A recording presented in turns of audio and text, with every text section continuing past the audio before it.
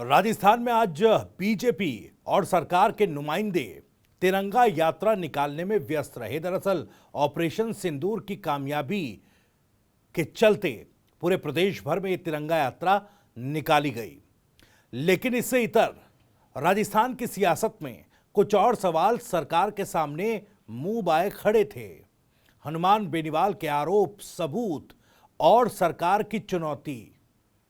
आज सवाल क्या है, इन्हीं का जिक्र करेंगे। राजस्थान बोर्ड के रिजल्ट का रियल टाइम अपडेट चाहिए तो याद रखिए, राजस्थान बोर्ड के 10वीं और 12वीं के नतीजे सबसे पहले tv9hindi.com पर। दरअसल हनुमान बेनीवाल के सबूतों से सियासी हंगामा प्रदेश में होना क्या तय है, यह सवाल इसलिए उठ रहा है क्योंकि एसआई भर्ती मामले में एक तरफ हाईकोर्ट का अल्टीमेटम जिस पर सुनवाई हुई, सुनवाई में सरकार ने समय मांगा और आखिरी मौका सरकार को मिला, लेकिन उधर आरएएस परीक्षा में धांधली का मामला भी अब सरकार की नींद उड़ाएगा। दूसरा सवाल, पेपर लीक जैसे मामले, नकल माफिया को क्या आरपीएससी भी शह दे रहा है, यह भी एक सवाल है। दरअसल जिस तरीके से मामले सामने आ रहे हैं और जिस तरीके से कहा जाए तो पूरे सिस्टम की इसमें एक तरीके से चुप्पी नजर आती है। चाहे एसआई भर्ती को रद्द किए जाने का फैसला हो, कि आरपीएससी को पुनर्गठित करने का मामला हो, इन तमाम मामलों में सिस्टम ऐसा लगता है कि एक तरफ चलता दिखाई देता है, चाहे सरकार किसी की भी हो। तीसरा सवाल, एसआई भर्ती के साथ साथ आरएएस परीक्षा में भी क्या वाकई धांधली हुई है? आने वाले समय में ये सवाल पूछे जा रहे हैं, पूछे जाएंगे। चौथा सवाल, सत्ता में आने पर सरकार क्या वादों से बदल गई है? यह सीधा सवाल मौजूदा सरकार से है। तो इन्हीं सवालों के जवाब टटोलने की कोशिश करेंगे। वीडियो में आगे बढ़े पहले उससे आपको बता दें कि राजस्थान की राजनीति, उसके सटीक विश्लेषण और अंदर की खबरें दिखाने वाला स्पेशल शो इनसाइड स्टोरी के साथ मैं हूं भविष्य त्यागी। राजस्थान में सरकार बदल गई, लेकिन सिस्टम अभी वही पुराना घिसा पिटा है, या यूं कहें कि और भी ज्यादा बेनकाब यह सिस्टम हो चुका है। एक तरफ एसआई भर्ती में पेपर लीक मामले में सरकार कुछ फैसला न ले पाने को लेकर आलोचनाओं में घिरी हुई है, तो दूसरी तरफ आरएएस परीक्षा में नंबरों का खेल ने भी राजस्थान में बीजेपी सरकार के लिए ऐसा चक्रव्यूह बुन दिया है जिसे भेदने की शायद सरकार के पास अभी कोई कला नहीं है। दरअसल एसआई भर्ती रद्द किए जाने के मामले में जब कोर्ट ने सरकार को अल्टीमेटम दिया एक तरफ, तो दूसरी तरफ आरएएस परीक्षा में आरपीएससी ने खुद मान लिया कि गड़बड़ी तो हुई है। तो अब यह सवाल उठता है कि क्या सच में कुछ बदलेगा या सब कुछ फिर वही लीपापोती कर दी जाएगी और लीपापोती में ही ये मामले दबा दिए जाएंगे। दरअसल पहले बात एसआई भर्ती मामले की करते हैं। कोर्ट का आखिरी अल्टीमेटम, राजस्थान सरकार की मुश्किल एसआई भर्ती में कम नहीं हो रही है, दिनों दिन बढ़ रही है। एसआई भर्ती परीक्षा का पेपर लीक मामला सरकार के गले की मानो फांस बन चुका है, और फांस इसलिए क्योंकि विपक्ष में रहते ही बीजेपी लगातार इस पेपर को रद्द करने की मांग कर रही थी। अब सरकार में आ गई है तो लगातार ये सवाल पूछे जा रहे हैं कि भैया आप इसको कब रद्द कीजिएगा। हाईकोर्ट पहले ही सरकार से जवाब मांग चुका था कि यह भर्ती रद्द की जाएगी या नहीं, सरकार इस पर कोई कड़ा फैसला क्यों नहीं लेती। और अब कोर्ट ने सरकार को आखिरी मौका दिया 26 मई तक का, क्योंकि इससे पहले भी आखिरी मौका दिया गया था आज की तारीख तक का। लेकिन आज सरकार ने यह कहकर समय मांग लिया कि देश में युद्ध जैसे हालात बन गए थे, इस वजह से सरकार का ध्यान उस तरफ डाइवर्ट था, तो वो इस मसले पर फैसला नहीं ले पाए। अब 26 मई तक का समय मिला है, आखिरी मौका है, यानी कोर्ट ने आखिरी मौका दिया। इसका मतलब साफ है, अब गेंद सरकार के पाले में है।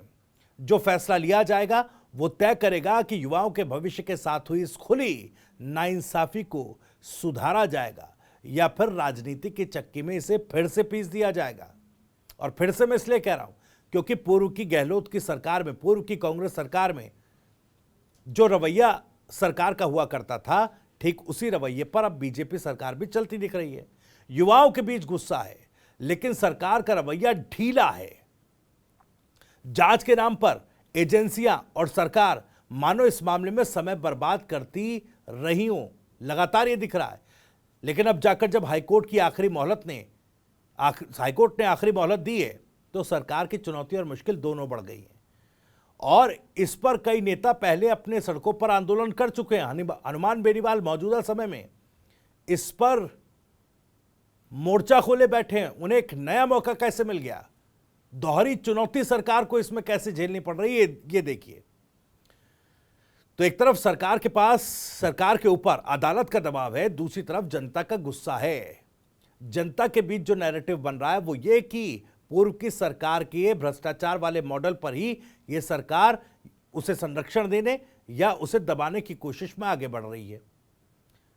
सरकार के सामने वो परीक्षा है जहां जो सिस्टम फेल हो गया, लेकिन अब तक नई सरकार ने भी इस पर कोई ठोस कदम नहीं लिया, सिर्फ लीपापोती करती नजर आई।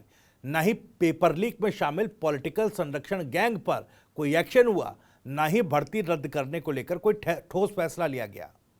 जाहिर है ऐसी स्थिति में राजस्थान की साख पर सवाल उठेगा, और सवाल तो भजनलाल सरकार की साख पर भी उठेगा, क्योंकि वो भी संकट में आ गई है। अब सवाल एक और चुनौती का है जो आरएएस भर्ती 2018 से जुड़ी हुई है, जहां नंबरों का खेल हुआ, खुला भ्रष्टाचार हुआ और वो अब सामने आया है।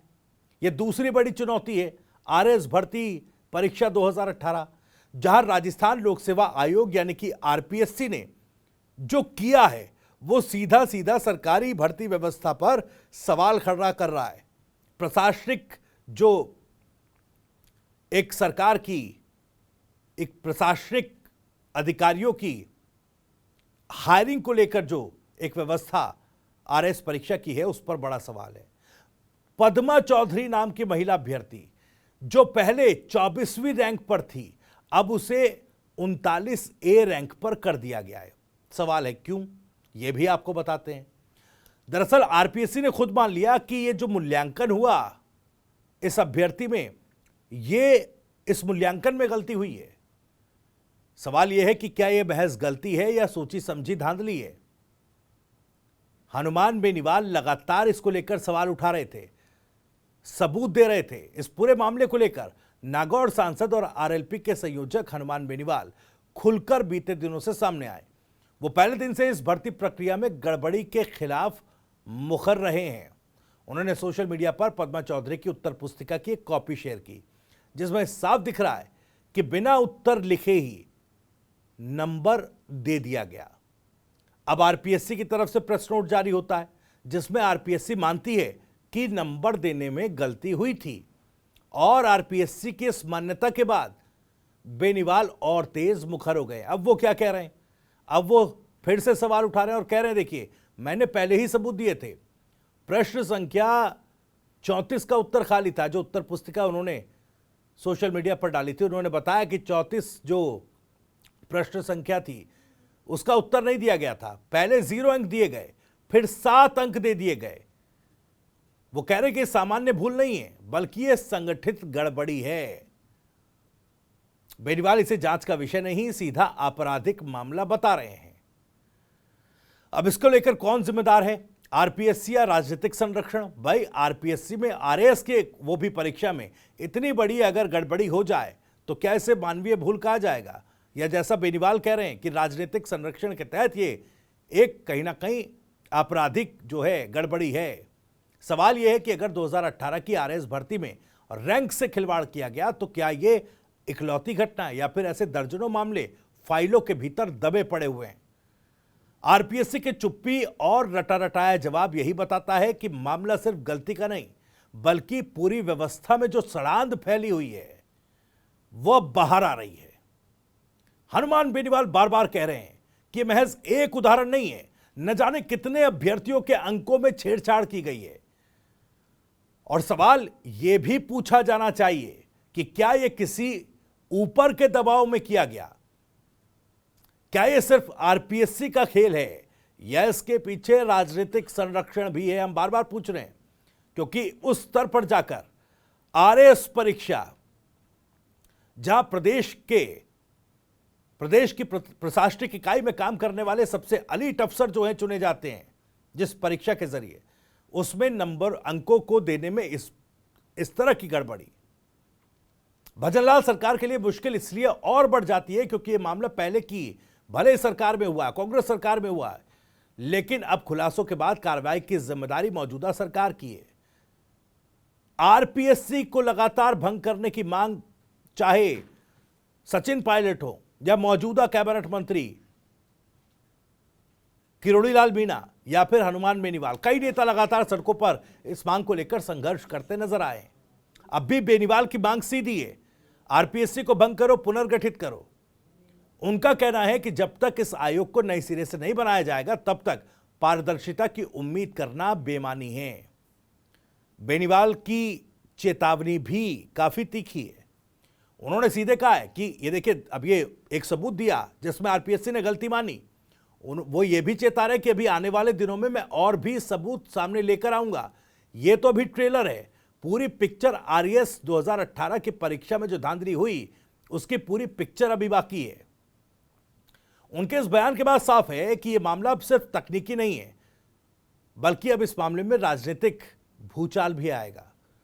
अगर सरकार ने सख्त एक्शन नहीं लिया तो यह मुद्दा विधानसभा तक गूंजेगा और आने वाले दिनों में चुनावों पर भी असर डालेगा। खैर, सरकार के पास अभी समय जरूर है, लेकिन यहां पर यह समझना होगा कि प्रदेश में युवाओं का भरोसा यह सरकार धीरे धीरे करके खोती जा रही है, क्योंकि युवाओं को अब बहाली नहीं चाहिए। इस तरह की, एक तरीके से कहा जाए तो फर्जीवाड़े के साथ साथ जो ये धांधली और पेपर लीक और नकल माफियाओं के जरिए जो बहाली हो रही है, इसमें बदलाव चाहिए।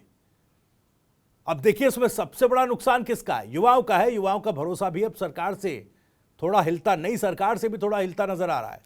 वो युवा जिन्होंने रात रात भर मेहनत की, कोचिंग सेंटर में खून पसीना बहाया, मां बाप के पैसे खर्च किए और जब परीक्षा हुई तो कहीं पेपर लीक, कहीं नंबरों की धांधली। क्या ऐसे में कोई भी छात्र इस सिस्टम पर भरोसा कर पाएगा?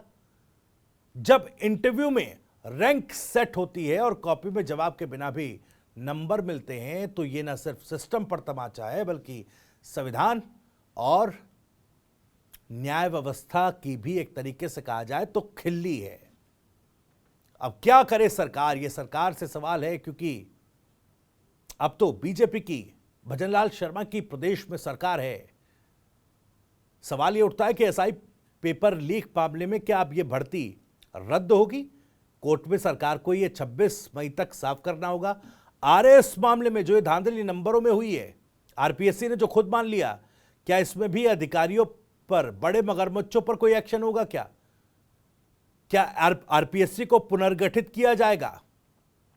क्या गड़बड़ी करने वालों के पीछे जो राजनीतिक आशीर्वाद है उसका भी खुलासा होगा? क्या सरकार अगर सच में सुशासन और पारदर्शिता के नारे को सही साबित करना चाहती है तो उसे सिर्फ जवाब नहीं, एक्शन से जवाब देना होगा। परीक्षा अब सरकार की है। अब राजस्थान में असली परीक्षा किसी युवा की नहीं बल्कि सरकार की ही है। परीक्षा इस बात की कि क्या वो भ्रष्टाचार से लड़ने की हिम्मत रखती है। विपक्ष में रहते जो मजबूती से आरोप पूर्व की सरकार पर लगाती रही, उन्हीं मोर्चों पर आकर इतनी ढीली सरकार क्यों पड़ रही है? सरकार की हिम्मत, नीयत दोनों पर सवाल। या फिर वो भी पुरानी सरकारों की तरह प्रेस नोट जारी करके भूल जाने वाली नीति पर चलेगी और मामले में सिर्फ लीपापोती करेगी।